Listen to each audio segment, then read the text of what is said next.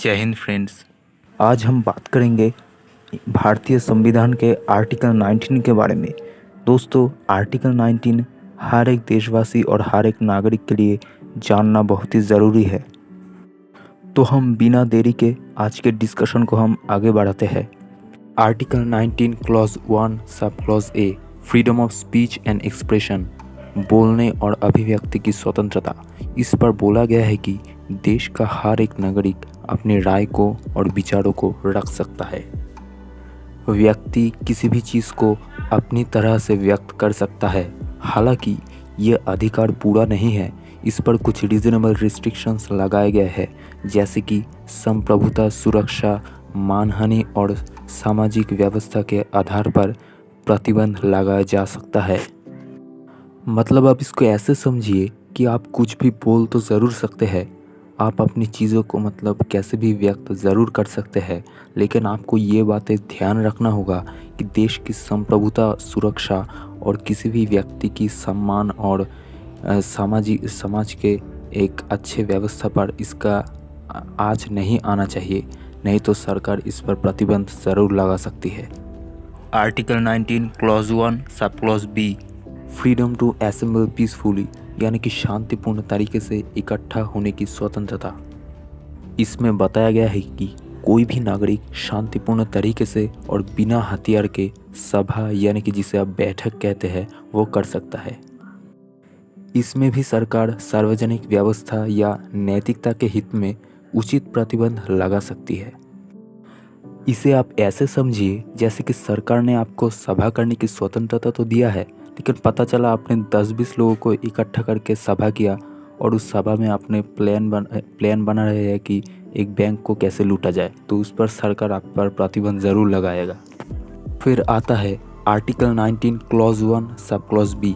इसमें बताया गया है कि फ्रीडम टू फॉर्म एसोसिएशंस और यूनियंस, यानी कि संघ बनाने की स्वतंत्रता। देखिए, इसमें कहा गया है कि नागरिक संगठन या समितियां बना सकता है, हालांकि इन्हें संप्रभुता, सुरक्षा और सार्वजनिक व्यवस्था के ही आधार पर प्रतिबंधित किया जा सकता है। देखिए, जैसे कि आपने एक सभा बनाया जिस पर कुछ लोग मिलकर ऐसा कुछ प्लान कर रहे हैं कि जिससे देश की अखंडता और संप्रभुता पर आँच आ सकती है और इससे सामाजिक व्यवस्था पर भी संकट आ सकती है, तो फिर सरकार बिना कुछ देखे आप पर रिस्ट्रिक्शन ज़रूर लगाएगी। इसके बाद आता है article 19 clause 1 sub clause D, freedom to move throughout India, यानी कि पूरे भारत में घूमने की स्वतंत्रता। इसमें कहा गया है कि नागरिकों को भारत के पूरे क्षेत्रों में स्वतंत्र रूप से घूमने की आज़ादी है। इसमें भी कुछ रीजनेबल रिस्ट्रिक्शंस है, जैसे कि आम जनता के हित में या अनुसूचित जाति यानी कि शेड्यूल ट्राइब के अधिकारों की सुरक्षा के लिए आपकी इस आज़ादी पर प्रतिबंध लगाया जा सकता है। जैसे कि कुछ ऐसे इलाके होते हैं जो आदिवासी संप्रदाय है उनके लिए मतलब संरक्षित होते हैं, तो उसमें नॉर्मल पब्लिक के लिए जाने का अनुमति नहीं होता है। तो आप अगर उसमें चले गए तो फिर सरकार तो आपकी फ्रीडम पर मतलब घूमने की जो आपकी आज़ादी है उस पर तो सरकार रिस्ट्रिक्शंस लगाएगी। फिर आता है article 19 clause 1 sub clause E, freedom to reside and settle, यानी कि निवास करने की और बसने की स्वतंत्रता। नागरिकों को भारत के किसी भी क्षेत्र में निवास करने और बसने की अधिकार है, हालांकि इसमें भी कुछ रीजनेबल रिस्ट्रिक्शंस लगाए गए हैं अनुसूचित जनजाति और कुछ विशेष क्षेत्र को ध्यान में रखते हुए। फिर आर्टिकल 19 का clause 1 sub clause G, freedom to practise professions and occupations, यानी कि पेशे और व्यवसाय अपनाने की स्वतंत्रता। नागरिकों को कोई भी पेशे या व्यवसाय करने की स्वतंत्रता है, यानी कि आप चाहे तो कोई भी बिजनेस, जॉब या कोई भी प्रोफेशन में आप जा सकते हैं, लेकिन आपको ये ध्यान रखना होगा कि उस प्रोफेशन मतलब जहाँ पर भी आप जा रहे हैं, जो भी बिजनेस आप कर रहे हैं, उससे मतलब जो आम इंसान हैं उनके हित का उल्लंघन नहीं होना चाहिए। पता चला आपको बिजनेस की स्वतंत्रता है तो आपने खोल लिया कोई इल्लीगल कारोबार, तो उसमें सरकार तो आप पर पता ही है रिस्ट्रिक्शंस को लेकर बैठी हुई है, तो उसमें भी सरकार आप पर रिस्ट्रिक्शंस लगाएगी। अब सोच रहे होंगे कि आर्टिकल 19 के क्लॉज 1 सब क्लॉज ई से हम डायरेक्ट आर्टिकल 19 के क्लॉज 1 सब क्लॉज जी तक कैसे चले गए, मतलब मिडिल का एफ कहा गया। तो उसके पीछे भी एक कारण है, हम आपको बताते हैं। देखिए फ्रेंड्स, पहले संपत्ति का अधिकार भी मौलिक अधिकार में ही था, लेकिन संपत्ति का अधिकार जब लोगों के पास मौलिक अधिकार के रूप में था तो सरकार को विभिन्न कार्यों में बहुत दिक्कतें आती थी।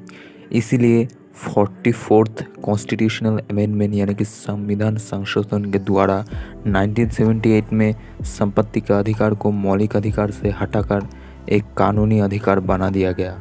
अब इसे आर्टिकल 300A के तहत कानूनी अधिकार में रखा गया है। हम बात करते हैं उन रीजनेबल रेस्ट्रिक्शंस के बारे में जिनके वजह से आपके जो मौलिक अधिकार है उन पर प्रतिबंध लगाया जा सकता है। तो इसके बारे में चर्चा किया गया है आर्टिकल 19 के क्लॉज 2 से लेकर आर्टिकल 19 के क्लॉज 6 तक। आर्टिकल 19 क्लॉज 2 इसमें बताया गया है कि सार्वजनिक व्यवस्था पर अगर कोई भी दिक्कतें आती है तो आपके जो मूल अधिकार है उस पर रिस्ट्रिक्शंस लगाए जा सकते हैं। आर्टिकल 19 क्लॉज 3 में बताया गया है कि अगर कोई ऐसी सभा या मीटिंग हो रही है जो देश के लिए खतरे का कारण हो सकता है, उस पर सरकार रिस्ट्रिक्शंस लगा सकती है। आर्टिकल 19 क्लॉज 4 में बताया गया है कि अगर किसी के वजह से हमारा जो इंटरनेशनल रिलेशन है, मतलब फ्रेंडली राष्ट्रों के साथ जो हमारा संबंध है, उस पर अगर कोई भी आ जाता है तो उस व्यक्ति का जो मूल अधिकार है उस पर रिस्ट्रिक्शंस लगाया जा सकता है। आर्टिकल 19 क्लॉज 5 में कहा गया है कि अगर किसी ने कोई अनैतिक या अशोभनीय काम किया है तो उस पर रिस्ट्रिक्शंस लगाए जा सकते हैं। फिर आता है आर्टिकल 19 क्लॉज 6। इसमें बताया गया है कि जिन कार्यों को नए प्रशासन में हस्तक्षेप के रूप में देखा जा सकता है उन्हें प्रतिबंधित किया जा सकता है। तो फ्रेंड्स, आज के वीडियो में इतना ही था। मिलते हैं आपके साथ एक नई वीडियो के साथ। तब तक के लिए जय हिंद, जय भारत।